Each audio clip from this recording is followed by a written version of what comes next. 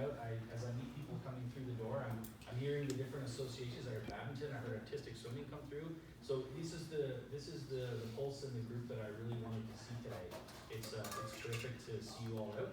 I wish we could do introductions, but we're going to try and get right into our agenda. So welcome. We're here to discuss Guelph's Sport Council, what it might look like, how to shape it, how to create it, and then how to let it govern itself and promote recreational and youth sports in our city. I've welcomed staff here this evening from our facilities department because just a few weeks ago, Council at Committee of the Whole, we're going to be ratifying that decision at the end of the month, this month, approved the South End Rec Center, the final design, which will be going out for tender, and will be constructed hopefully later on this year. So we've got staff here to walk us through that, because I know it's a big milestone for our city, a couple of new ice rinks and new gyms, and new facilities for people to see. So I've asked staff to come and do a quick presentation on that. And then I've also asked our Parks and Rec, another manager, Mr. Dean Matthews, to come and speak about the upcoming Parks and Rec master plan and what that might mean for sport fields and outdoor spaces in our city. We're going to be doing public consultation and finalizing that master plan this spring, summer. So I've asked Jean to come and speak to that because that would be a big agenda item of advocacy for a group like this, to be speaking with staff as a collective voice, as one voice, speaking on behalf of the associations collectively, so that we're getting sort of broader picture and broader spectrum agenda pieces brought forward. So I'm Dan Gibson. This is my third term serving on City Council. I represent the east end of the city. Everything east of Victoria Road now is the area of the city that I largely represent, but I speak on behalf of the whole city on evenings like this. We have the mayor, I think most of you know, Mr. Dan Gibson, back here. Hey everybody, thanks for coming. And another councillor, Mr. Kenny Chu here from Ward 6. He's here obviously to learn and promote the South End Rec Center, which is a great piece for that end of the city. So without further ado, I'm going to turn this over to staff for the next 5-10 minutes. They're here to answer questions too, so please by all means engage. Let's have those questions, and then we'll start our pseudo workshop on a sport committee in a few minutes. Thanks, Jean. Thanks, Dan. So good evening, everyone. Again, Jean Matthews, General Manager of Parks, here with the City of Guelph. I started with the city in October of 2019. I've spent the entirety of my career in some form of parks and recreation. I literally think my life is the TV show. Sometimes it's so on point, the show. So, as Councillor Gibson mentioned, we're working on our Parks and Recreation Master Plan. So, first of all, maybe a little bit about what a master plan is in the city's view and how we use master plans. So, master plan, simply put, is, and you can call it a master plan, a master strategy, a guiding visionary document that shapes whatever the topic may be that it touches on for a 5-10 year period of time. We create that document with a lot of community input. We're on our fourth phase of this process for our Park Master Plan. The first 3 phases touch on things like collecting an inventory of what we have for park assets, park inventory, staffing needs. Second phase is some community engagement. There's been a lot of that over the last couple of years. Third phase is, okay, this is what we think we're going to do with that plan. That goes back up for public consultation. Fourth phase is we lock it in through council approval. How we use that. So related to this topic, what we will not see in that document is the City of Guelph will build 22 pickleball courts. We will not see, and it's close to that, Rick, right? We're out of here. Wrong meeting. It's 23. We will not see in that document, we are going to go immediately to synthetic baseball diamonds. What we will see in that document, and we've already seen this in our park plan, which I'll touch on in a second, is actions that council and the community can support, and we can fund and we can prioritize our staffing efforts. In our park plan, which is a very similar master plan type document, we've already identified the need for a sports field, sports surface strategy. We are going to be reinforcing that message with, we're assuming, council support and community support in our Parks and Recreation Master Plan. So again, it's in our park plan. You can find that on our website. I can send a link to Councillor Gibson for everybody in attendance tonight to that. And that plan, as we can see on the screen, thanks Natalie, what that sports field strategy will touch on is those things I talked about. What do we need in our community for sports fields in terms of quantity? We know that we have some sports, some activities that are underserved. Some that we have some assumptions on. Are we overserved? Are we adequate? We don't know. But we need to take a specific inventory of what we have and what we need. It can also touch on quality. So I think we would all agree that sometimes in Guelph our sports field quality is a little bit mixed, right? Some periods of time we're knocking it out of the park. Sometimes we're not knocking it out of the park. We need specific community and stakeholder input on that so we can guide our vision for the future. And then it will also get into types of surfaces that we have. Are we going to go synthetic in some areas? Are we going to go partial in some areas? Are we going to have shared use space in those areas? The reason why the Parks and Recreation Master Plan won't cover that, because it's a very big topic, the sports field strategy on its own, and we want to get it right. Once we have that community input through that specific plan, and to set expectations, that's probably going to take a year. It's going to take some time to get input and to get that right.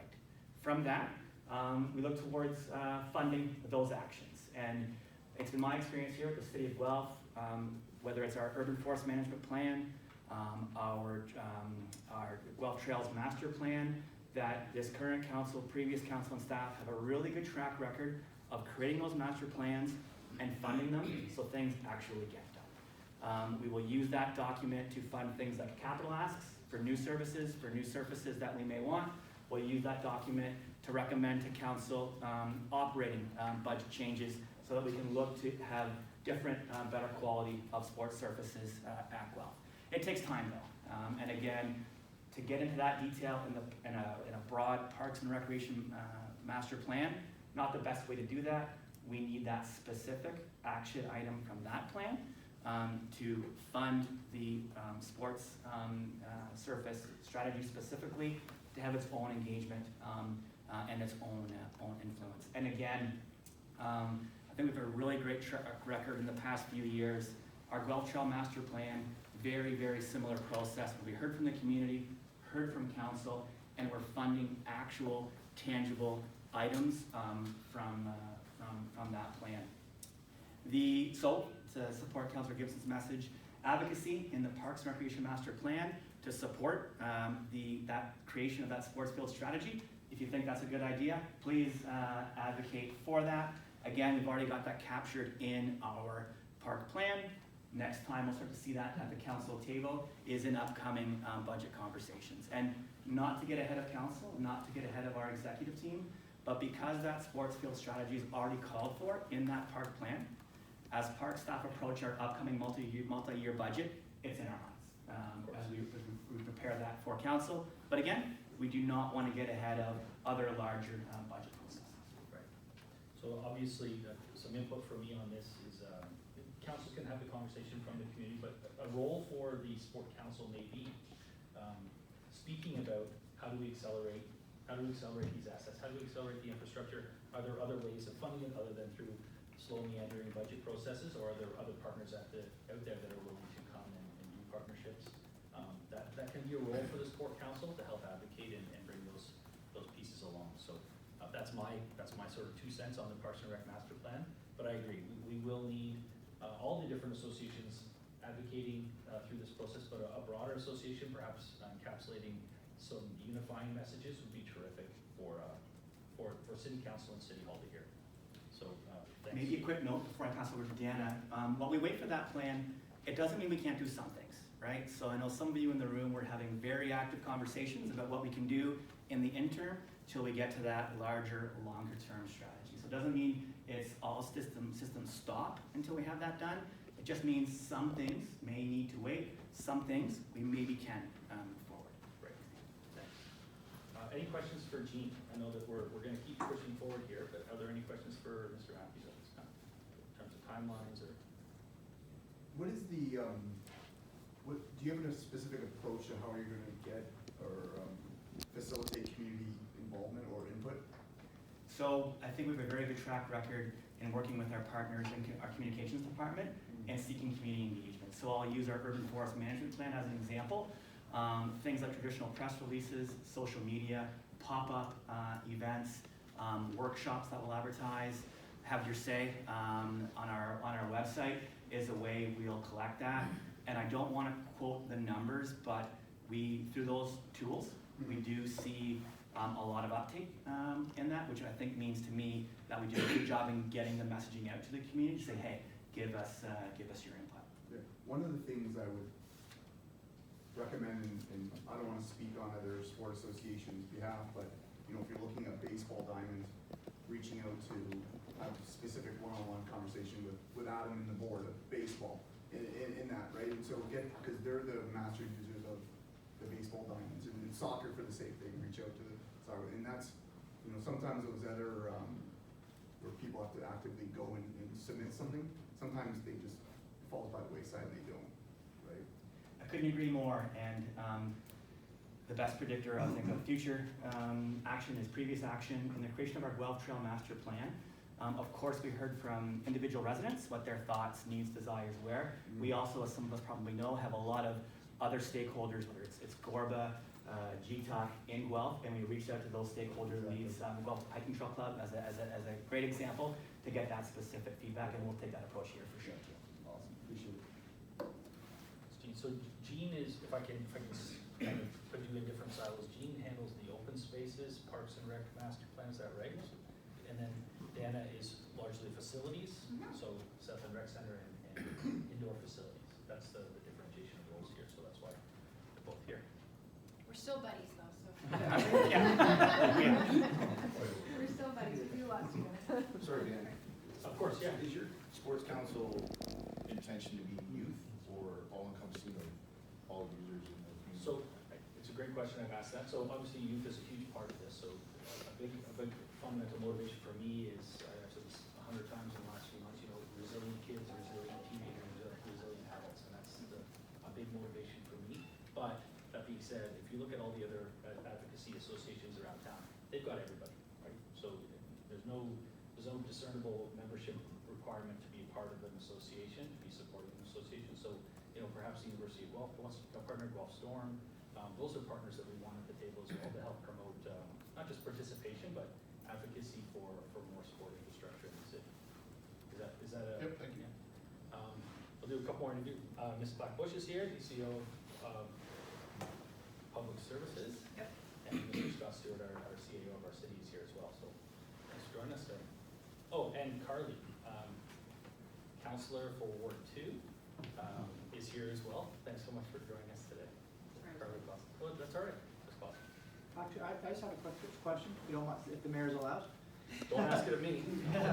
Sorry, just back to the first question, which was like reaching out to the different organizations. Is that gonna be handled then proactively by the city to reach out to the baseball, to reach out to cricket, to reach out to, you know, what, all the different organizations, football, whatever? And when do you think that might happen then? So for the creation of that sports field strategy, should that go through the process, that would be an action that we would probably start delivering. I don't want to give too specific timelines, but it would feel like in the moment, like a Q1, Q2, 2024. Again, respecting budget process and approval of the larger Parks and Recreation Master Plan. Okay. And to your point, I'm proactively reaching out. Mallory Lemon, who leads a lot of this effort on behalf of our Parks team, we will absolutely be proactively reaching out to those stakeholders. Specific to the plan itself, how this coalition is gonna work, let's figure that out together, right? So this can be an avenue for us to leverage those voices, leverage those linkages to do that. Yeah, that might be easy. Well, yeah, it could be, this could be the conduit to all those organizations, so I. Or a conduit, Yeah, right? a conduit, yeah. Yeah, okay, thank you. Great. Without further ado, Yes, perfect. South End Rec Center. Yay, we're gonna go. So excited. So I think it was shared, but I am Dana Evans. I'm the general manager for culture and recreation. So all of our culture facilities, including the culture and public art and some special event pieces, as well as certainly all of our recreation facilities, and then of course working very closely with Mr. Matthews. So we were at council on March the 7th for the final implementation and final budget for the South End Recreation Center, and had some great conversation and great support. So we need final approval, ratification on Tuesday next week, and then the final design stages will start. But I just thought I would sort of back us up a little bit, just share the fun, share some photos with you. So both screens are in duplicate, but just high level that we're going to be located, because I'm positive everything will go well on Tuesday, at Clare and Gordon. So next to Bishop Mac, the high school, which is sort of up in this top region, that is their turf and running track. And then down in the bottom corner is Larry Pearson Ball Diamonds in the South End Park and all its amenities. So essentially the rec center is going on top of, there's currently some mini soccer fields there right now, and the parking lot sort of expands as well. So here's sort of one of the renderings being adjusted ever so slightly to help with inflation, but sort of that bird's eye view. You can see for me on the far side of the screen that sort of the concept of how it sits on the site with the ball diamonds in the back, and then the round piece here that becomes what is the current running track at Bishop Mac. So amenities in this sort of H shape haven't changed, even though we made some minor adjustments, sort of some cosmetic pieces to align to inflation. So still the ice pads, pools, gymnasium, walking track, multi-purpose rooms, and still meeting net carbon zero. So this is just blowing in a little bit. Sorry, it is a bit blurry, but I think it gives you an idea of sort of what now our H shape is going to look like. This is the front door, sort of in the center piece there, the blurry arrow, red arrow, with the arena's double pad on the other side. The blue is the pool, and then the double gymnasium as well. Thank you. This is then sort of the second floor, so obviously lots of height space on the arena, which is normal. Some extra seating, we get to about 600 seats on the one arena. And then some of access to pool viewing as well. There's about 100, and I think they think about 150 seats. It's bench seating, so it's hard to account for. And then the running track that rolls through. I didn't mention on the gym, this bottom X is part of the gym, and there is some fan seating in that space on the one side of that as well. So timing, final approval next Tuesday. And certainly then some minor adjustments to final design with groundbreaking then later this year, 2.5, 3-year build period that has a sort of that soft opening into 2026. And part of the next sort of 3 or 4 months before groundbreaking is to define that schedule as well. So I don't have any sort of update, further update on timing about when we can get in, and will it be the first ice season or the first dry pad season or the first pool season into 27. So stay tuned. It would be great to be able to try out those spaces and play around with them, and we'll have some kinks any new facility does, and work through with all of the users in how that may or may not work. I am also asked regularly about what happens to the other arenas. So specifically of the old arena, so Exhibition and X. And so they will stay open. They'll stay open for this time period. Once we get in and get ourselves settled with 2 new, certainly from an ice point of view or pad point of view, once we get in and settled, then we'll come back to the community and have an assessment about what that is. Are we at a point where we still need them for ice? Do we need them for something else? Do we need them for both? What needs to happen? But at this point, they will stay on as city asset. And this just is a perfect segue into the importance of a larger council speaking on behalf. Selfishly, I know that the day that the rec center opens, it'll be 100% programmed, I'm assuming by most of your associations. So keeping that awareness and keeping that voice in the city for what becomes of the old assets. Do we, I can speak my in favor of refurbishing them and keeping them online, but that type of voice is something that I yearn for at City Hall. I wish that we hear that more from the community. I know the staff here, you guys do a great job bringing those concerns, but I think having voices at the podium in council chambers speaking to those issues is something that's important. And it's part of the reason why I'd like to start this council. So Anyway, those are my pictures. So there's some city's website, so even starting under March the 7th, we'll give you access to some of those, or we can certainly share. Great. Sorry, how many lanes are in the pool? There is 6 lanes, And how long is it? 25 meters. So this is another problem, like, it's not really great for hosting competitions, especially with 150 seating. Maybe I missed it, like, was there a call out of that information of like, should we make it 8 or is that what So we're doing here? we've been talking about the South End Rec Center since about 2001 or before, and so well before my time. There's 4 or 5 different needs assessments that talk about certainly a per capita, per user, all the different provisions. And so this site was chosen as sort of trying to foresight the increase of population into the South End as well. And so then we're also defining ourselves by footprint as well. So there would have been a community involvement and community engagement at some point.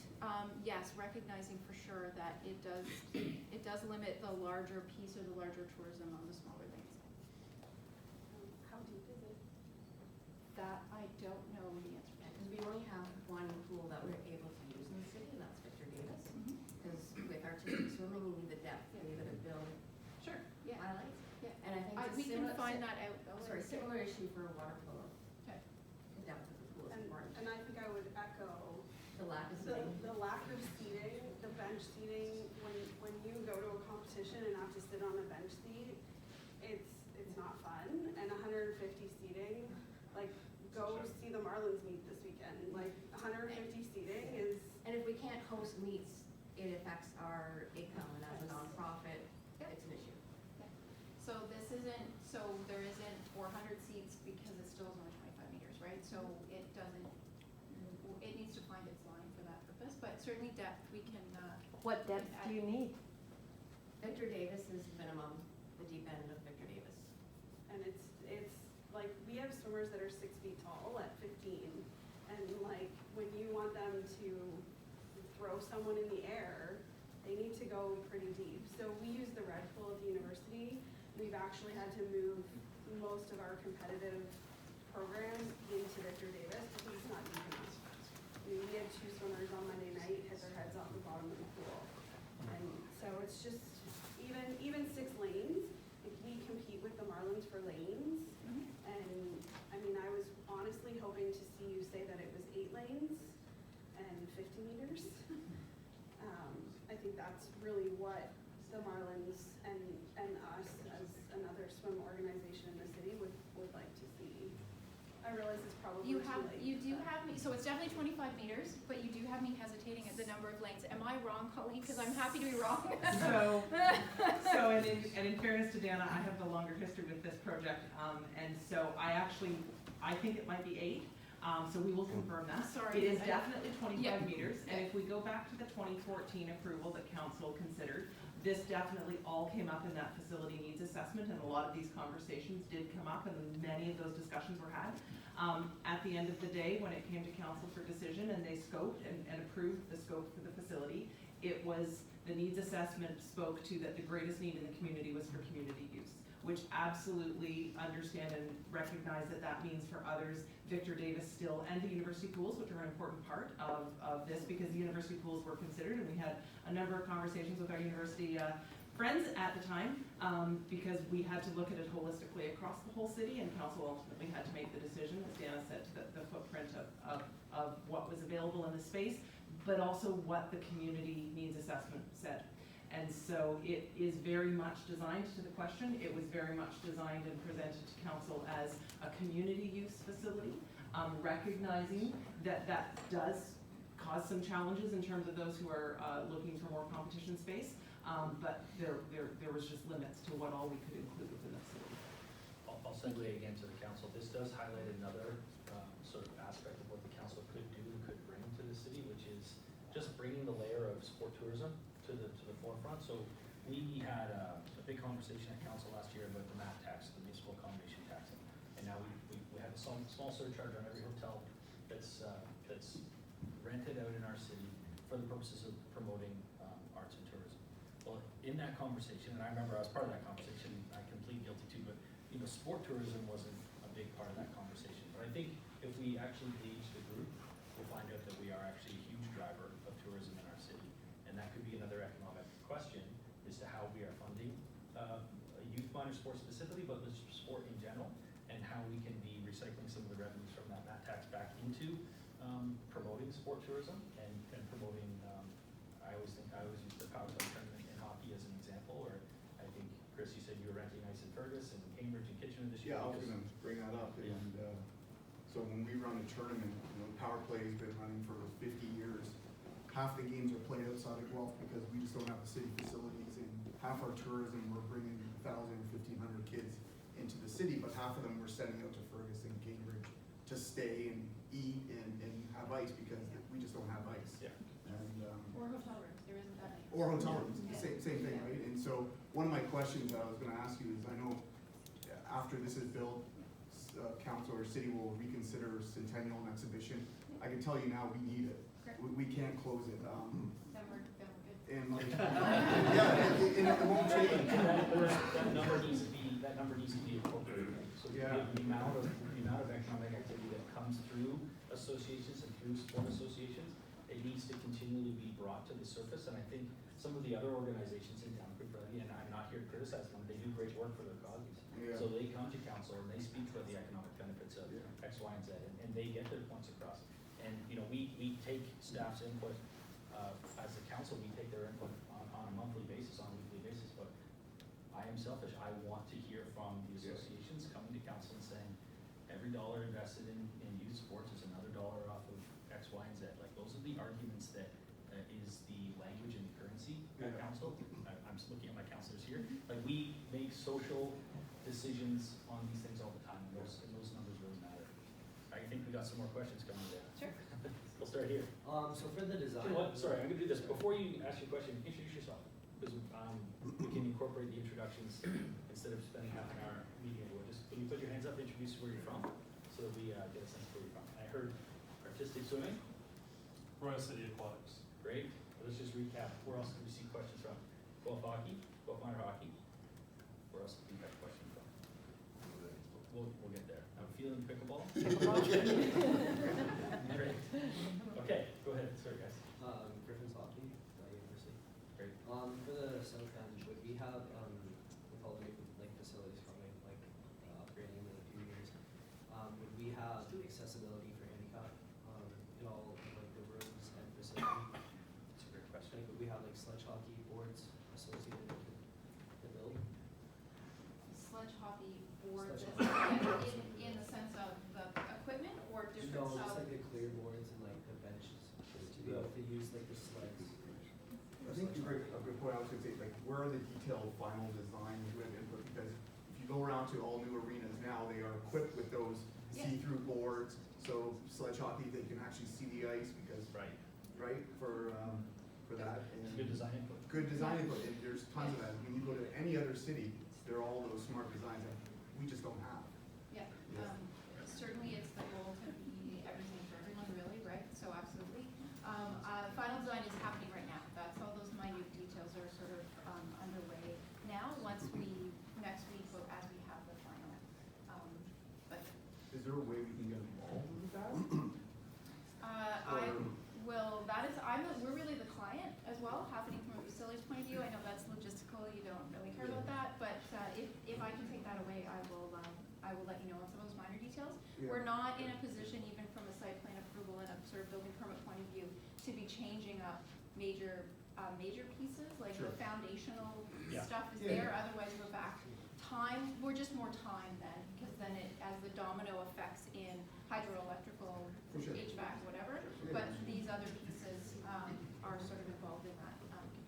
So some sort of quick wins at the dress rooms, there won't be enough as ever on the arena side, but they are individual, they're not shared washroom showers, so they are individual in that capacity. And Dan, it is 8 lanes. Okay, thank you. You filled enough time that I was able to confirm that it is 8 lanes. These are things I should know, I'm sure I do. Those are great inputs. But only 25. Only 25. But can you do them deep? I did not find the depth, I apologize, I'm good, but not quite that good. We'll get back to you. Adam Fangio, Guelph Minor Baseball. During the construction of this project, I know in past iterations of it, there was talk of no access to the facilities that are currently on site. It changed to goat path access, actual words quoted in document. Is there going to be access to the facilities that remain on site during construction? Yes. Let's get to that question. When it comes to Well, baseball, I don't the know. younger age groups have great diamonds, and the older age groups have great diamonds, and those Larry Pearson diamonds are great diamonds. You don't have to sell me, yes. There will be access to them, okay. I don't know what that. Does that include splash pad and the Yes, new park there as well? yes. Okay. The parking may go from partly paved to partly gravelled, and it may move around a little bit, but facility bookings will absolutely give you the most up-to-date information as we learn it, as we go along. I don't know what a goat path is. That was in the documents. But not just grass, it will be, yes, When we so talk- it will be fully accessible to be able to get to the back, or roll bags and carts. Still time, and we will look this way at counselors, right? We've lost access to tournament bookings throughout the summer at this facility. If we have access, we continue to have access. I don't see why that decision was made. I implore you to reconsider that decision. We're looking at, if you haven't heard already, this summer, there's opportunity to open up because we won't be building. And Hasn't come our way yet. yeah, it hasn't come your way. It's coming for this summer, and then we're continuing to look at it. We were worried about what that access is. I don't believe, council would have been informed, but it is a staff decision at this point. We weren't sure what that access would look like and whether we could help the tournament be serviced properly. So absolutely want to continue to have that conversation. If we find no problem, there's loads of space and it's great, then let's have at her. Yeah. Like any sport, when you get a pulse of 12 to 16 teams through a city in one weekend, there is a pulse of activity that is important. So it's important, not just for the associations I'm aware, but also citywide. Restaurants do well, and like every Friday night storm game, the restaurants in the downtown does well as well. So it's all economic activity. So, and yeah, hi. I'm Sandra Pitts with Guelph Girls Hockey, and also a member of the current Guelph League Sports Advisory Council, which does exist. My question, because you brought it up, Anna, was about dressing rooms. Are there sufficient for girls on boys teams, gender neutral, that sort of thing, when you actually are playing games and have to do trade-offs? So there is 5 or 6 on each side, but instead of being shared washroom bathroom facilities, they are single, so each has shower and washroom facilities within it, so that we don't lose a pair when we have non-commingling washroom guests together, and then sort of separate ref rooms as well. But we would probably love 12 or 14 or 15 dressing rooms for each rink, and that there's not space for that. But we're hoping that at least the non-shared double-sided side of it will help some of it. Do you want to? Yeah, you can go ahead. Okay, I'm not sure who's next. Jared with Guelph Permit. Two-part kind of question here, or 2 different parts. Is there room for expansion on this? One of the things I'm thinking about is a lot of the younger age groups have to play half-ice games, half-ice type things. Has there been any talk of maybe putting a 3rd half-ice rink in here so that we could rent that out? It could also be used for birthday parties, that type of thing as well. Is there any room on the field, like the property, for something like that to be expanded on? No. It's probably the short answer. Okay, well, Hindsight, just in honesty, not without limiting or taking away from something else that's already there. Okay, no, it's just like, that's, Fair, I yeah. guess that'd be good if we could repurpose one of the other rinks to do something like that. Oh, you mean Centennial or X, for Well, instance, I or just, something, like, potentially, yeah. I look at all, like, everything from U10 below, or U9 below, Yeah. basically is supposed to be half ice. And, Yeah. we have boards that are being asked to put up, heavy, nobody likes putting them up. Yeah. Bumpers move, yeah. Bumpers move, all that stuff. Like, I'm not saying like the zone, but kind of that size facility would be something ideal for us to have. And if we're talking about refurbishing one of the older ones, that's something to do. That's great feedback, I see, like, because then there's still footprint even in one of the old arenas to make a newer, smaller, and then have some other space for something else, right? And the second part, what size are the change rooms? Are they exhibition and Centennial size, or are they West End and? That's a very important question. It is a very because important question. we have kids this size, Yeah. cramming 15 to 20 of them Oh, yeah. into one of those Centennial change rooms is a joke. Yeah, And, I would say it's somewhere in between, but I'm gonna do a square footage comparison and get back to you on that, for sure. Other than definitely non-shared charity bathrooms. thank you. I appreciate that too. All right, we'll go. Vanessa Lodge with Guelph Youth Basketball Association. So I'm seeing a lot of people, specific sports, have specific questions, requests. To not take up too much time, is there a way, so let's say for basketball, we have some specific questions that we can talk to see in the design process? Because if it's coming up now, we will want to make sure that's in before it's finalized. So how can we? Maybe I'll answer. This is the design. Like we've approved it in principle at Committee of the Whole, and on Tuesday, barring some unforeseen action by council that I'm not aware of, it's gonna get voted to approve this design. But I mean like interior. The design specifications, I'm sure staff will have more inputs, like the sledge hockey is a good input. Like for basketball, I'm sure there'll be inputs, time, and you're right. Let's, one thing we have to be careful of, we want questions on the Southern Rexer, but we are here to talk about a larger voice, right? So if there is an advocacy group aware of these issues, they can be bringing those to council or staff all at once. The problem is if that group is not up and running before the specifics. I agree. So I can answer that then. You have contact info. Yeah. We've already said we're gonna return some answers to questions. That could be one of them about who to contact, whether to contact me or facilities or one of my staff, or that we're gonna do X, Y, and Z. Well, so that, yeah, And absolutely. just to touch base a bit, like 4 or 5 years ago, there was, reach out to the community groups to ask us what we needed there. Yeah. So, the city of Guelph did reach out to us and did ask us all sorts of questions, and we did give them our wish list. And I remember, like, we wanted pie in the sky, everything in the world. Sure. We're doing what we can, and I know that's more, like, we're grateful, but we always are looking for more, because we're always fighting for ice, we're always fighting for courts, swimming, everything, so, yeah. Great. Chris? One last question, sorry. Chris from Guelph Hockey. Is this a full year-round ice facility? No. Is there any Any opportunity? opportunity for any other rink? Just, I'll give you an example. We lose our city ice end of March, Yeah, and tryouts for hockey start April 24th, yeah. Go through to May. and go through to May. So we Yeah. have no city assets to run our tryouts. And so we pay premium cost at Cambridge, and we rely on our good partners at the university, because without them, we wouldn't have hockey.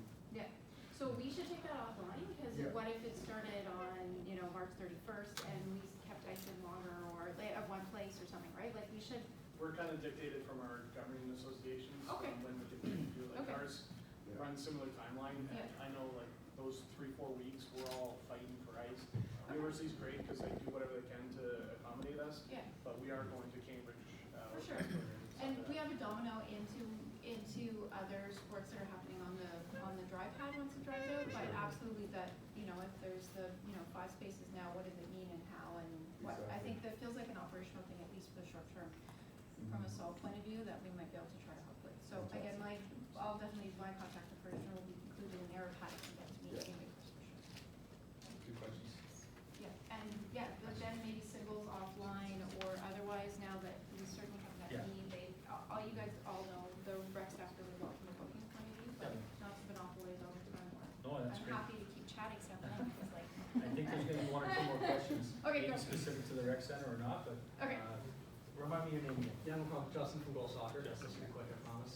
You mentioned the needs assessment a few times already tonight. Yeah. When was the last one done? Sorry, when was the last one done that helped you get all the data for this center? Primarily with the approval in 2014, but there has been other sort of sport usage, indoor, outdoor needs assessment that was 2019, Mallory, a part of the Parks and Rec Master Plan, so beyond the specifics of sort of needs or component needs attached to this. So, and yeah, the world's changed a whole lot, right? Like, who could ever have imagined that, we would have walked into facilities and shut them down? Like, we don't do that in culture and rec, right? So we had our first snow day in 3 years. We closed early on a Friday night even, right? Like, we just don't, worth it, I was out in the lightning, right? But it's just not that mentality that, I come from the culture side and the show must go on is a true true statement, like it truly is, right, so. So I have a little bit of a benefit from speaking to people, and I would go back a few years to, just in reference to your comment, back to the mayor's task force on restarting the economy. I was put in place to sort of get to know the associations and get to know their needs. So I see sort of unifying veins when I speak to individual associations, and it made me come to the decision that I think there could be a unifying voice here. So I know there are many aspects of off-season training with baseball that align well with football, that align well with soccer, that we could, and for that matter, even dryland training for hockey. Like, those things can all come together with a unified sort of message to City Hall. But when I was in the role and I was speaking and hearing each individual association speak, they were advocating, not on their own, but they were speaking directly to the staff about their association's needs. But there was a lot of veins that could be tied together and pushed forward together that would benefit all boats get to rise that way. So that's another reason why I think it's important to have this meeting tonight and keep talking. I am now committed because I think there's so many people here and there's so many interesting groups. I think it would be wise for everyone to hear just how many different segments of our city are represented here. Because when I look at the sheet, when I'm introducing myself to people, like, we are very quickly, when you think about the kids and the youth and the adults that are participating in the recreational sport, we're very quickly 25,000, 35,000 people every week participating in some form of sport in this city. And I think that's a really sort of unifying message in itself. So why don't we go right to left, because our staff, thank you very much for coming. And you can stick around, please stick around. But their presentations are over. And then we're gonna move into a bit more of a workshop form, because I do wanna take information away today. I'd love to get some real input from smaller groups, form that into an executive summary as to what we're hearing. And then we can then sort of perhaps start a search committee for an executive that can then start talking and moving forward agenda pieces and start visioning and things like that for the association. I particularly, I love to support and push and support from behind, even in an ex officio sort of fashion, but I do want this to be its own body. With council's support, we can all be supporting this group, but I think just from a political perspective, it would be wise if it is its own body, separate from city council, separate from city staff, and it's working together. Anyhow, we have a comment or question? I have a question. So I'm Riley Alvin, I'm not involved with anyone, You're but good. so for the summertime, will these rinks be accessible for inline hockey? Because the closest rink to Guelph is to Toronto. That's a pain in the butt to go to. Absolutely, other than not knowing the specific needs that sport would have, but the dry ice pad though can be shiny. Yeah. So is it too slippery? Yeah, it is. So inline is played on like tiles. Okay. On like a sport court. Yeah. And it gives like the wheels more grip, and you can, it just gives more option for the community as well, because you can play pickleball on it, like people have suggested. And it is. And we've Come on this side of the But on the sport court in like a hockey arena, you can do like a whole bunch of things on sport. This is another benefit that I've had, which I think is really good for the whole group here. An indoor sport court could have so many multiple functions, but at the same time, an association separate from City Hall could be advocating for other avenues to have this thing done. I think speaking with basketball, I know there are people out there, there are organizations out there that would love to come and invest in more basketball infrastructure. So is it all on the city to build? I don't know that it is. Maybe we're just looking for property or land in the city. I'm not presupposing anything at this point. The association could come up with an unsolicited proposal and come to the city and say, donate two fields or donate some open space, and we have partners that are willing to do this. So those are the type of things that the association can be advocating for if that's a piece that they want to advance. Again, I don't presuppose the agenda of the association, but I know that it's valuable to have. I know that it'd be valuable to have that. Okay, let's do 10 minutes. Let's go around the room. Name, who you're with, if you're with anybody, and just a little bit about yourself. We'd love to hear about your organization. maybe perhaps the number of participants we have, so we can all appreciate sort of the sheer size of the demographic of our city. And let's have fun. So let's start over here, Mr. Seagram. Okay, Andrew Seagram, I'm the coordinator for communities of schools with the Upper Grand District School Board. Yeah, so I work with almost all of the groups that are here right now and looking into schools and finding space, and just here to see how it goes. Huge part. Yeah, Thank you. George Spence from Old City Badminton, and we make use of the Centennial High School. Of course. We have to limit our membership because of the numbers we've got, the number of courts we've got. So we're at now at 130, we've got a waiting list of probably 20. Wow. That number we fill up about 3 or 4 hours after registration is open to the general public. Wow. So the amount is there, but there's no facilities. Great. Thank you. Jeff Millard, Seniors Badminton. We have similar problems to Rural City Badminton. We're capped at space. There's the two school boards, they basically have 95% of the capacity, and they're maxed. So the City of Guelph itself have 6 courts, 2 gyms, 6 courts. So we've installed for years. And we've got 27 on our waiting list. We got a membership of 105. Right. So similar problems to Here. Kyla Bray, Royal City Artistics Wing. We've had a pretty good year, thanks to some government grants and lack of lifeguards at the city. So we've had a pretty good year. We have programs ranging from recreational, athletes with different abilities, youth programs, competitive programs, and master's programs. So anybody can swim. We would echo all of what's been said behind me. We never have enough water, and we compete for water. So that's what we're looking for. Monica Mulder, I'm also with Royal City Artistic Swimming. Yes, we'd like more water, make it deep. I also have a child involved in water polo. I do feel that the smaller aquatic organizations kind of get left out of the conversation because of the massive swim organizations that are traditional. Riley Aubin, not from that organization, but I do help coach the Guelph Giants, which is a special needs hockey.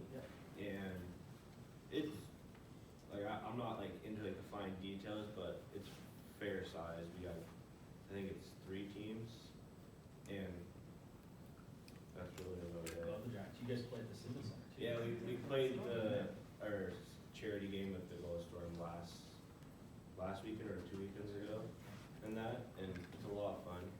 Good. Thanks. Cole Keating from men's hockey at University of Guelph. I deal with the women as well a bit, but mainly 2 teams. Frank Kane is also a huge partner here. He helps us out a lot with the men's program. Great. Thank you. Let's keep going here. Me? Yeah. Go I ahead. can also Sarah Mao, Department of Athletics and Recreation at the University of Guelph. Great. Thanks for coming today.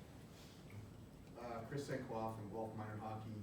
We have about 1,500 children in our association, and we're looking to grow. I get emails to add additional teams and that, and I have to go back and say, unfortunately, we're capped at based on ice allocation that we have. So we're always looking for more to grow, and what we're really trying to do is, disperse our fixed costs across as many kids as possible to keep our costs down for everybody. You're seeing a unified message already coming out around sport, just in general sport infrastructure, which is something that the small group of us that met last fall, or just this January, identified very quickly. Like sport infrastructure being able to facilitate more activity and more recreation. Frank Kane, University of Guelph, Department of Athletics, Facility and Business Development Manager. Recently the acting chair of the Tourism Advisory Committee for the City of Guelph. Been involved in, I think, every association here. Proud Junior Griffin Partners. A lot of the associations.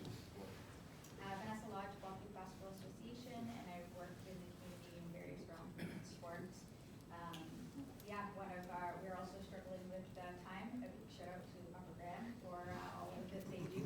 Without them, our organization couldn't exist, as well as the Catholic, because there's very few gym availability. But so we're really excited to see everyone. Great, thank you. We'll go around the back and then we'll come back to the Drew. How you doing, Drew? My name is Drew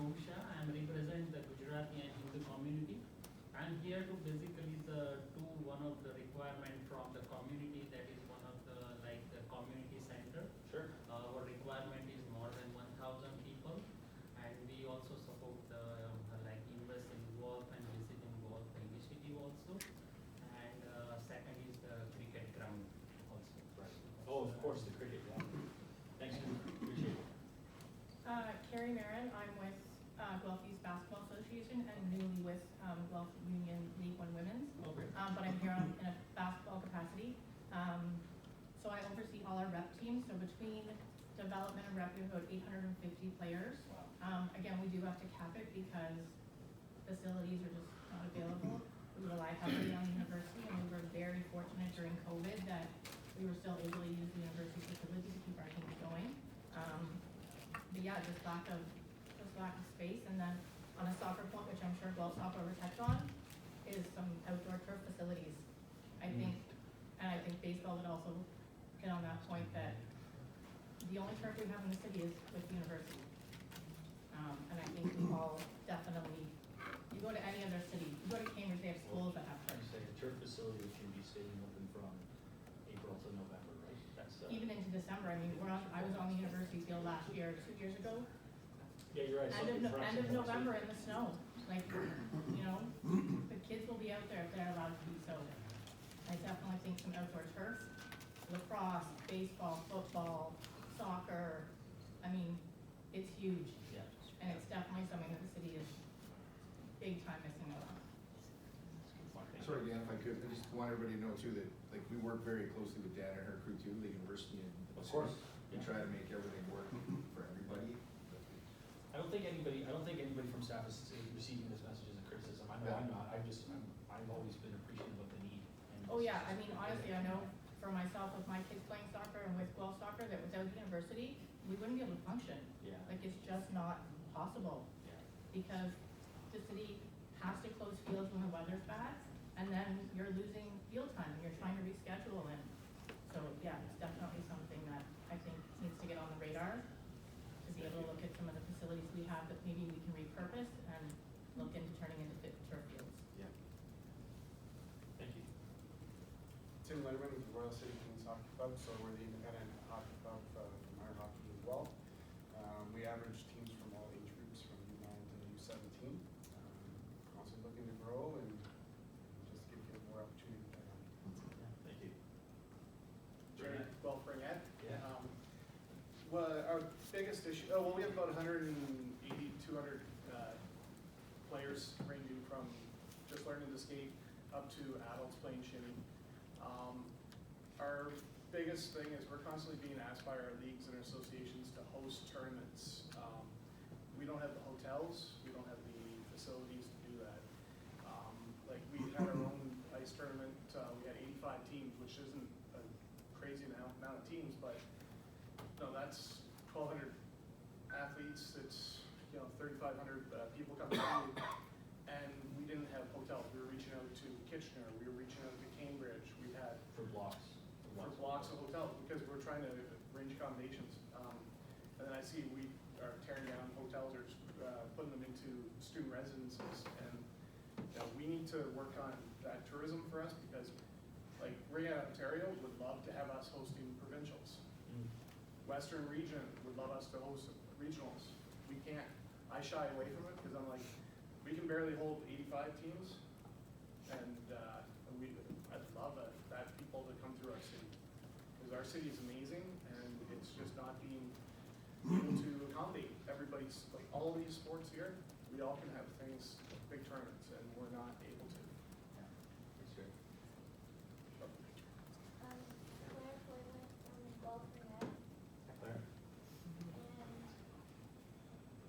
Claire. Thanks for putting me on the spot. Thanks. You need ice time too, I hear you. I'm Alexander Vetter. I'm not here representing anybody, but I'm a hockey coach in Guelph minor hockey. Great.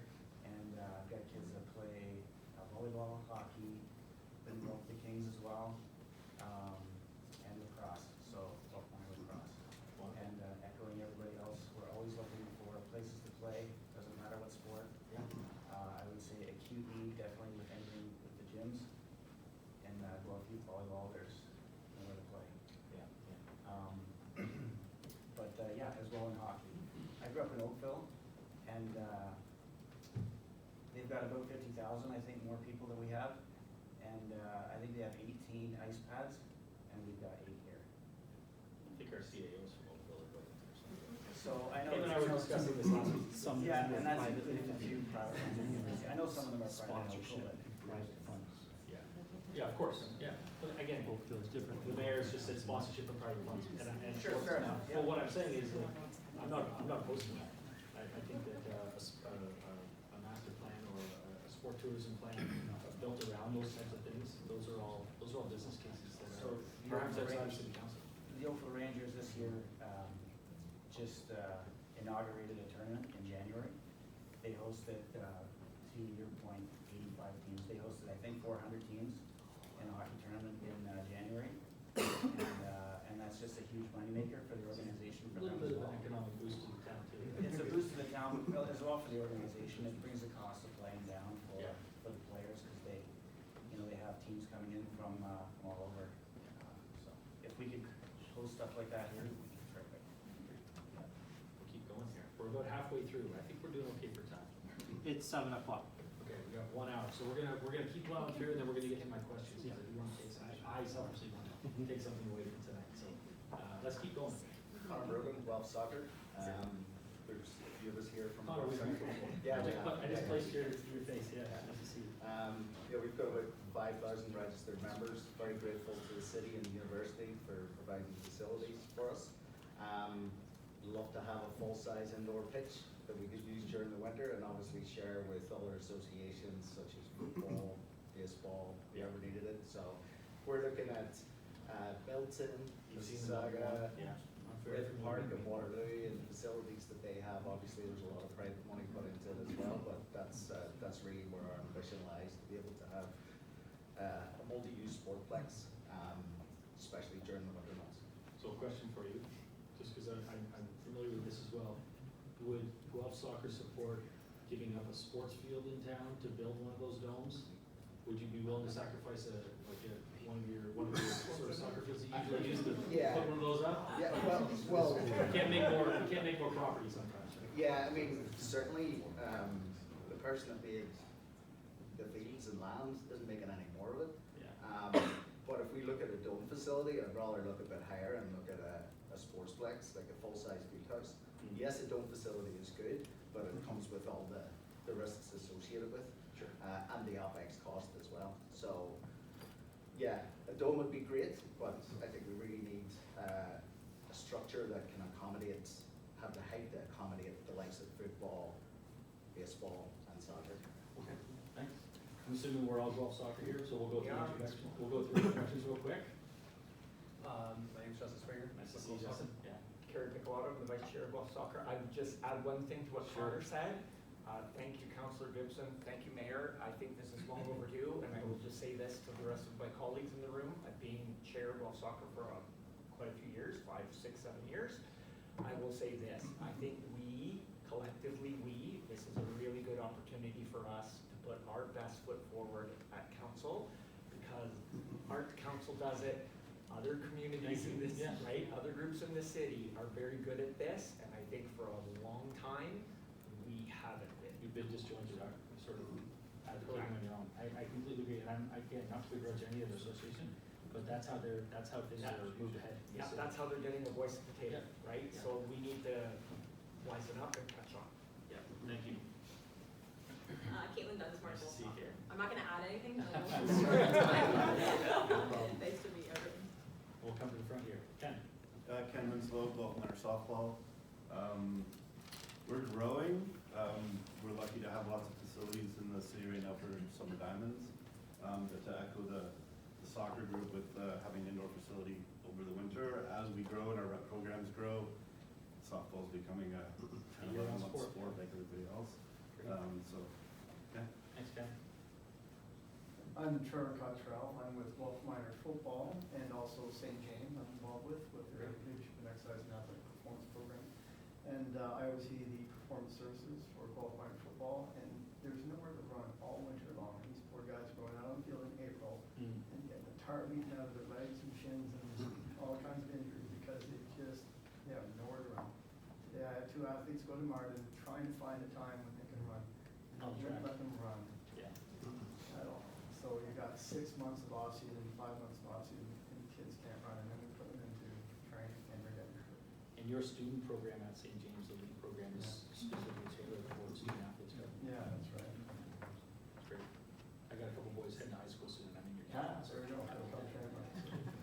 them hard.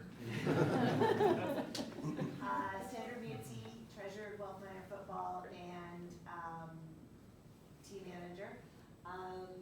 Same thing, I'll make it quick. Thank you, University of Guelph. We couldn't exist without you guys. Thank you, Guelph Soccer. I've been a rec soccer player, but thank you for the dome because that's what we need. My baseball team practices at the former Guelph Soccer Dome back here too. I know how important those turf facilities are. We use it for our off-season training. Sorry. I know that's a sore spot. Go ahead. Zach Benesh at Guelph Minor Football as well. To kind of piggyback on Trevor's, we're expanding. We've got 400 kids. This is the first year we're in our women's program, so we're trying to get that off the ground. The off-season training is definitely an issue. And a turf, like an in-season turf would be a huge asset. Just, give these guys have the most place to play. Assuming you're talking about, you would do a lot of space at the field house if you can, right? If we could, yeah. Our guys are looking all the time for indoor. Yeah. Yeah. Let's finish up here and then we'll go around the back of the room. David N. with Pickleball Guelph Association. I share the concerns of many because between myself, my kids, my grandkids, we've been involved in probably a dozen sports in the city over the years, and there's always a shortage of stuff, for sure. But currently, I'm here for pickleball. Of course. Yeah. I remember you from what? Cheryl Diefenbaker, Pickleball Guelph Association. I'm a retired physical education teacher, 34 years. Our sport is dying to get and serve and introduce this wonderful sport to the youth. We know as sports people that every soul of every sport starts with the youth. Shout out to Upper Grand, Andrew, for providing some indoor space for our hundreds of people in the region, adults that play pickleball, but we need to get down to youth level because it's affordable, it's a fast learning game, it's a fun game, and so we're waiting to see if the city can come and give us some dedicated space, outdoor, indoor, to promote and to start at grassroots, start with the kids and grow this sport up in the area. Great, well said, thank you. Rick Thompson, Pickleball Guelph Association. So we started about a year ago. We incorporated an association. The growth of pickleball has been stunning. It's a silly name, but it's an interesting game if you've never played it. So we've got about 150 members now, a mailing list of 350 players. Anecdotally, there's probably 600 to 800 players in Guelph right now. Haven't tapped the youth market. The seniors group that plays out of Evergreen, they've got a players list of 300. 120 of those players are on a wait list. There's simply no place to play. So that's, and it's got a life of its own, this sport. So our issue is pretty simple, it's capacity. And we've been working with Dana and Jean and Andrew and Mayor Guthrie over the last few months with great success. But it's a simple issue and it's no capacity, so that's what we hope to be able to address at some point. Great, thanks. Adam Fandroy, Guelph Minor Baseball. I share the same concerns, space, capacity, growth. But I'm going to go in a different direction and say our registration closes in 3 weeks, and we're about 85% full. If you want to take that opportunity to sign your children up, I encourage you to do so. GuelphMinorBaseball.ca. Thank you. I'm going to add to this just because I think it's a fun point. I'll segue again. If you think of every kid that's playing in our sport has got 1.5 to 2 parents shuffling them around all town. They've got 1.5 to 2 grandparents. When you mushroom out the group that we're talking about here, you quickly realize that we encapsulate a massive part of the city that this is a welcome message to. It's not an adversarial message to improve sport infrastructure in the city and to promote sport tourism and to promote healthy living and resilient youth. Those are all really welcoming messages, and I think it can be really unified. So thanks everyone so far that's picking up a lot of good vibes here. How you doing, sir? Of course. Oh, Let's hear from the big team. Yeah, Paul Ante, concerned citizen, baseball side though, mostly. But I like what the point our soccer friend said about, it's good to see all the sports organizations come together so you can take a collective voice to city council because, like he said, the culture, like any dope smoking music festival, seems to get money. So that's what I say. Sports groups, let's get together. Thanks, Paul. How's the team looking? We'll see when we start. Did you guys do Florida March break too, or? Oh, heck no. What, are you kidding me? Very good. Brad? Brad DiCarlo, Guelph Minor Baseball. I'm just a concerned citizen. I'm just here supporting Adam. That's it. Adam? Do I have to? You never talk at these things. Go ahead, Adam. Tell us who you are. We should all get to know you. I'm Adam Donaldson. I'm Guelph Politico, a local news site, and I'm filming this meeting, so I hope everyone doesn't mind being on camera. Adam's great. 95% of the time. Welcome, Adam. Thank you. Hi, Kevin McIntosh, the president of the Guelph Disc Golf Club. We've got about 100 paid members, but we have the data to suggest that we have over 1,000 casual players in the city of Guelph, or at least play in the Guelph courses. But yeah, echo what many other people say, we're a growing sport. And many maybe haven't heard of it yet, disc golf, but I encourage you to try it out. Yeah. I missed my opening day up at Eastview. That's okay. Cam was there. I was there. I need to come back and get my first round in. Yeah. It's full every time I go. Every time it's full. Awesome. Yeah.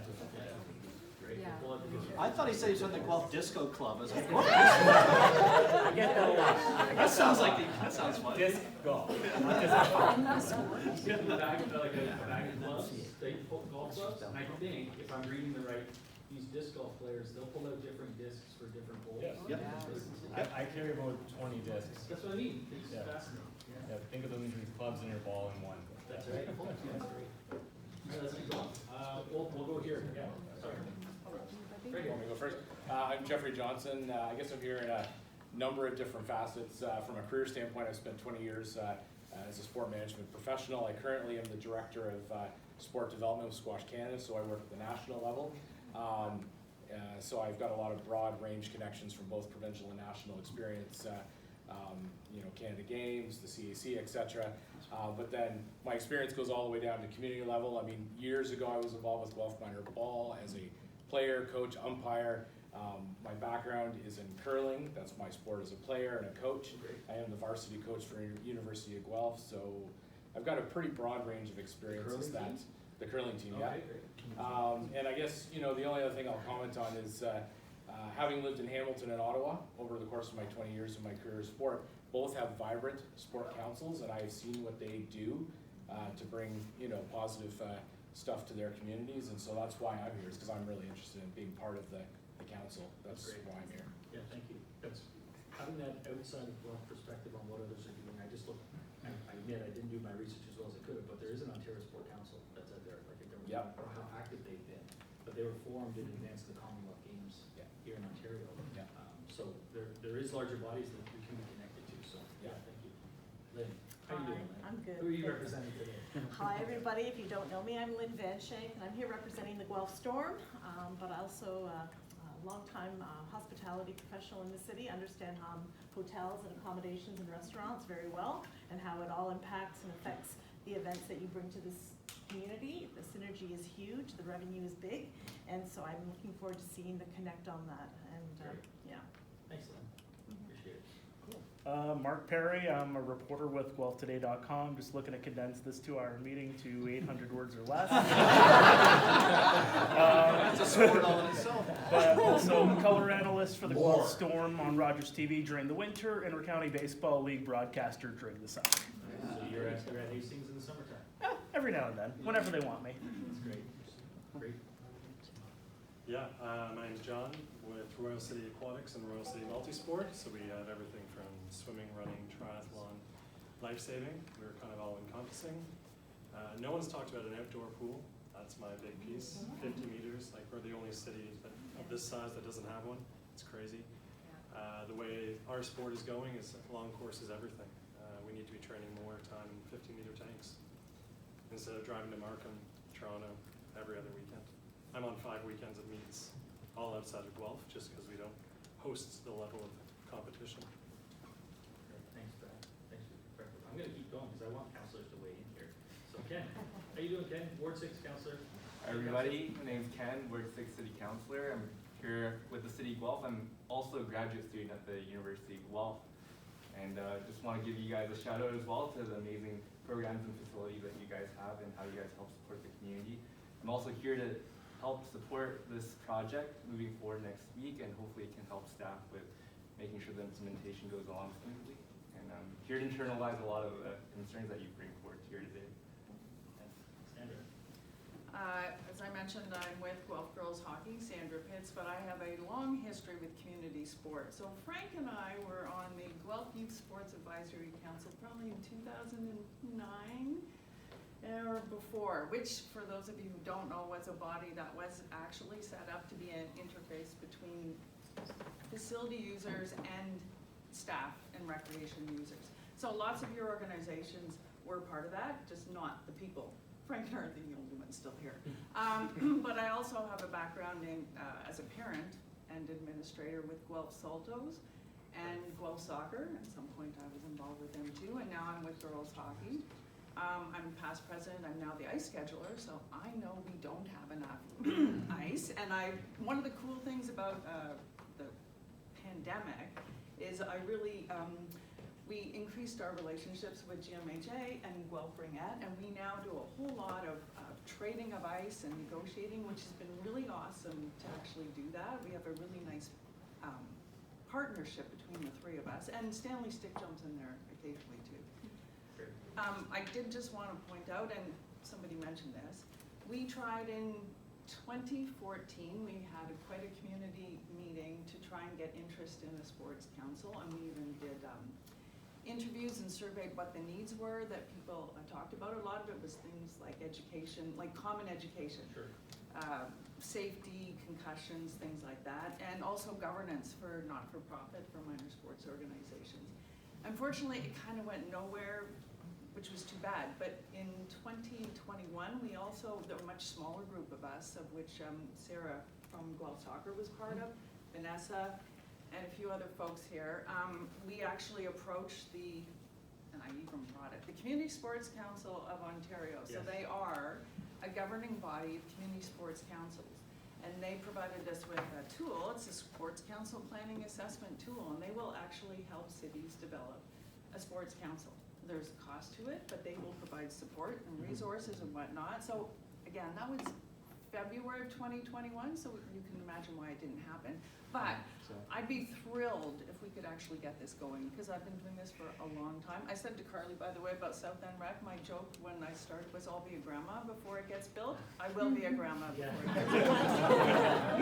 Well, this type of historical knowledge, Sandra, thank you. Yeah, and I'm happy to share a lot of that with whoever would like to know. Fantastic. We had a nice conversation about that this week, so thanks so much for coming today. Carly. Hi everyone, I'm Carly Klassen. I'm a newly elected Ward 2 City Councillor, but I'm also a former athlete. I was a varsity player at Carleton University. Sorry, go Ravens. You're not getting re-elected. No. I love the Griffins Superstar. as well. That's right. I play a lot of basketball and I play in a lot of gyms all across the country. And as we age up, we also continue to play, and I play, recreationally, and I play all sorts of sports now. And there's definitely lack of gym space and field space for things like ultimate frisbee, and we all compete over Royal Distributing. I'm sure there's lots of you in the room, but we just play at like 9 or 10 o'clock at night sometimes, right? So. Yeah, and I love sport. I also have a master's in sports management and worked in pro sailing for a long time. So it's great to see this room full of really athletic people. So thanks for being here. Yep. Hello, I'm Mallory Lemon. I'm a project manager with the city. My baby for the last 2 years has been the Parks and Rec Master Plan. So I promise you I've spent the last 2 years combing through all your comments and all the surveys that we've done over the past few years, all the workshop notes. So it's all coming together, and I'll leave you with a cliffhanger to look for it at council later this year. So. Thanks, Molly. You do great work. Appreciate it. Christine. I was hoping to fade into Somebody the has to speak corner about here. lacrosse. You're here for lacrosse, I hope. I am. Okay, great. Well, somewhat. So I'm Christine Brady. I'm not here on behalf of an association at all, but I am a member of the community. I'm a mother of 3 children who all play sports, and I grew up in Guelph playing sports as well. And I'm also a real estate agent, so coming here tonight, just learning more about what's coming to the city, what the plans are, that's very important for what I do as a professional. And my kids play lacrosse, soccer, and ball hockey. So a wide variety of different sports, but echoing all the needs here, we just don't have enough facilities, and yeah, I'd like to be involved if we do end up forming a council of some sort. I'd like to be involved in that and sort of have a voice and say. So yeah. But yeah, I don't think anyone is here from lacrosse, but yeah, that's We know they're here in definitely. spirit. What's that? We know they're here in spirit. Yeah, yeah. They'll probably do tries or something. Thank you. Trish, Hi, sorry. I'm hiding.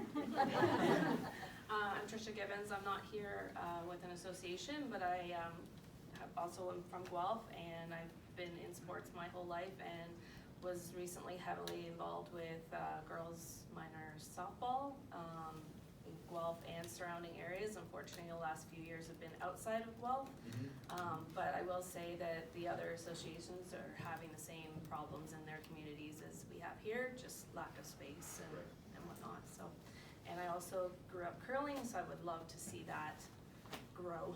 Great. Mayor, any thoughts at this point? I've been fighting for this stuff for a long time. It's nice to have other voices. Yeah. So please help. Yeah, and this is fantastic. Thank you, Councillor Gibson, for putting this together. You deserve a lot of credit, so thank you very, very much. I think this is a very positive step. Thank you, appreciate it.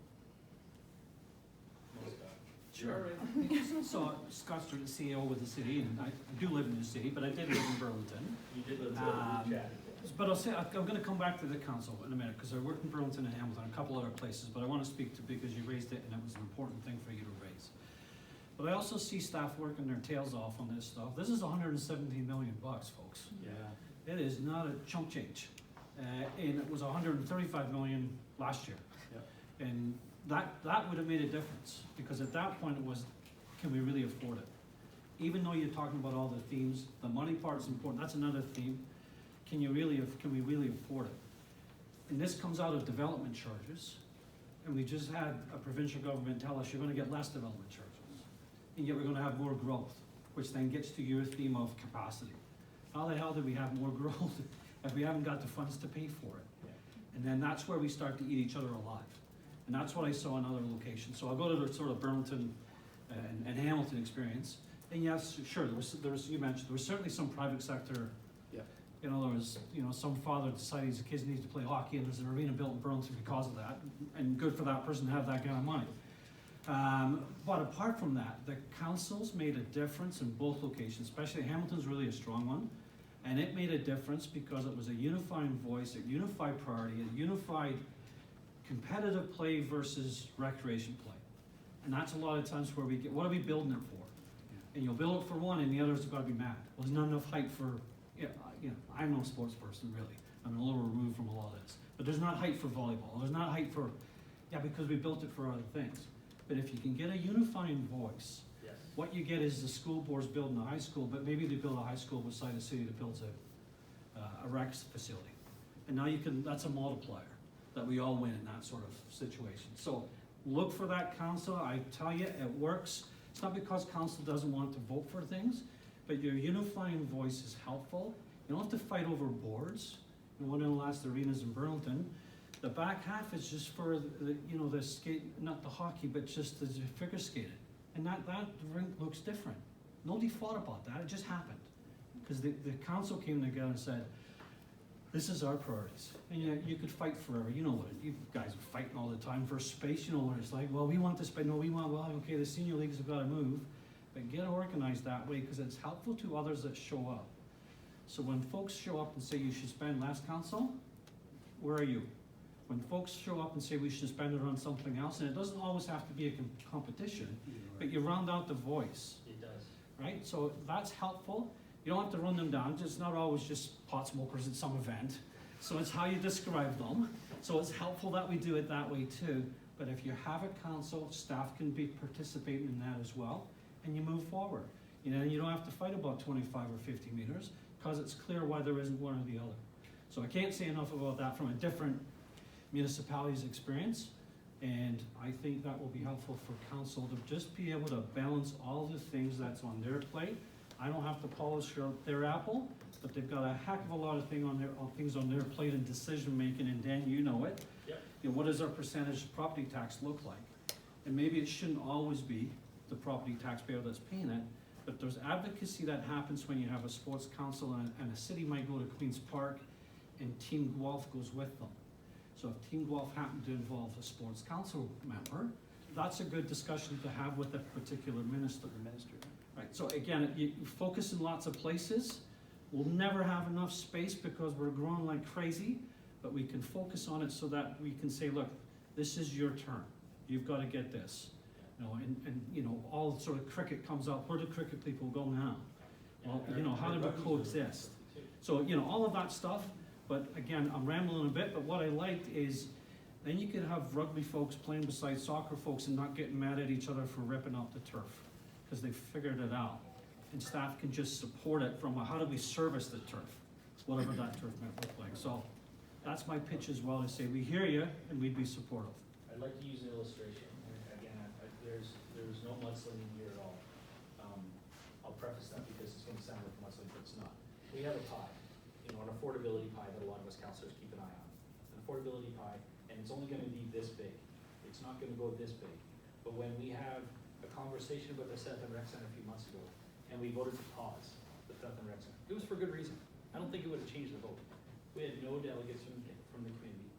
Nobody coming to the community saying, well, we've been asking for this for years. Like, a little bit of voice from the community would have been good for council to hear at that moment, saying, listen, okay, we agree, pause it, but it better be on your priority. It better be on your agenda to get going on it. And as a council and as a staff, I think we recognize that. Contrast that with the conversation our councils had about the library and the discussion that happened there. And hundreds of people that come out, Friends of the Public Library, and the delegations from the community that push that advocacy piece forward. I'm just contrasting it. I'm not throwing any mud, but that is the reality that has to happen with the sport council. We are a large body, a good advocacy body that can be promoting sport infrastructure within the idea of this finite pie that is the taxpayer, right? So that has to be there in my mind. It has to be. I'm going to keep going, but I will come back to you, Chris, unless it's directly related to what I just said. Yes. Okay, go ahead, Chris, and then Dominique, we're coming over to you. Scott brought up a great point about the cost in that, and there's only so much money to go around, and I think part of this council is to push these agenda items forward. Yeah. Because, you know, when you put it on pause, what that relates to is inflation and costs go up. So yeah, we had that conversation. You know, like an $85 million rec center 5 years ago, if we would have pushed it forward, it saved the city now $40 million. Yeah. Right. And we know that the first day that this is built, it will be almost, I can almost assure you, it will be almost 100% programmed, and we should be talking about the next 10-year window, right? So. That's it. Sorry to. Yeah, no, thank you, Chris. Councillor O'Rourke, thanks for coming, everyone. Councillor O'Rourke, and I'm our Ward 6 councillor. Nice to meet you. My name is Dominique O'Rourke. I'm a city councillor for Ward 6. Had some conversations in driveways with some of you. I want to say a couple things. One, I'm thrilled that you're here because the voice has been really absent, I'd say, in the last 4 years. And to the extent that it's possible, you need to be participating early into some land use planning. So when we had all the consultations on the Clare Maltby secondary plan, that's the last greenfield in the city. It's everything south of Clare Road to Maltby. We had conversations about a 10-hectare park and how we were going to use that space, not the programming, but should it be 5, should it be 10, etc. And there were very few conversations in that room about, well, we need some irrigated fields, we could use these types of things. So there are groups that are very active, very well mobilized, who are present. And then when the report comes back, it says, this is the feedback we got, this is what the community wants. We need you at those meetings, we really do. I will say though, we still hear from you, because when the last version of the rec center came out 2-3 years ago, they were going to shut down Larry Pearson. Yep. And then there was conversations in the hall, like, is there any way that we can do this? So those letters matter. When you show up at council, it matters. The conversations in your driveway matter, right? So stay connected, talk to your councillors, because we care about this stuff. In terms of sport, tourism, well, I'll tell you, the South End Rec Center, when we bought our house in 2000 and Pine Ridge, the realtor said it was coming soon. And the first meeting I went to would have cost $26 million. Then a couple years later, it was gonna be $42 million. It was 26 million with a 4-pad. Was it? I don't know. And I know, look, I hear from hockey parents saying it should be a quad and it should be these other things. There's limitations, like for this rec center right now, with the funds that we have and the declining DCs, there is the art of the possible. So let's get it built, because we've been trying to get it done for 20 years. I can't wait Sandra's to cut the ribbon. grandma. I know. Well, my kids will never set foot in it, and then there's people who don't even know when it's coming, and they'll be delightfully surprised. Yeah, So be there early on these conversations. The Guelph Innovation District is greenfield that's going to be built. The Clare Multi-Secondary Plan is, there'll be lots of opportunity there for parks and facilities and those types of things, and we need you at the table on that so that we can hear from everybody and balance that out. I think we're going to see lots more in terms of master sport in the city as well. So we're primarily talking about lots of youth sport, but I think we want to keep people active. It's why we've got the bike lanes and all this other stuff, but it also involves adults returning to sport or not stopping at some point. So thanks, Dan. You have all our contact information, so keep in touch because we're an important conduit for you. So I won't repeat a lot of what's been said. I'm Colleen Clackbush. I'm the Deputy CAO of Public Services, and in 2014 when we brought this to council, I was in Dana's role and my kids were in elementary school, and like Sandra, I said, surely my kids are going to get to experience this because I'm an aquatics mom and my girls are both at university and they're gone. We never imagined in 2014 that it would take us till 2023 to get the approval. So just to reiterate what's been said, we need to move forward with this, and it's not going to meet the needs of everyone in this room, and we know that, and we knew that before coming in tonight, and what we're hearing tonight is obviously validating that. I do want to give the huge shout out to the university and to the school boards, because without, we wouldn't be able to come close to meeting the needs of the community without everybody and all the facilities, but there's also still lots of need out there. The other thing that I just want to highlight, because I don't think it got mentioned, although I think we said it at council at the beginning of the month, the other reason why this facility is important is because one of our tourism assets is the Sleeman Center. Yeah. And obviously the Guelph Storm are such an important part of that, but we need to take some of the pressure off the Sleeman Center by having more ice surfaces elsewhere in the city so that we can look to the Sleeman Center for what tourism opportunities there might be. Obviously, I know that doesn't solve the aquatics pressures because you can't do tournaments at the Sleeman Center for that, but it is one of the ways that we're going to try to address some of that need for space is getting this facility built. But the last thing I'll say, it's been said, we haven't had a sports council voice. We didn't in 2014.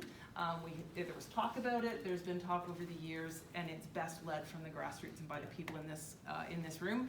We, Dana and Jean, myself, we all are eager to work with a sports council and encourage everyone to give that good consideration and form, because that's how that advocacy at council. And as you said, there's only so much that we as staff can say.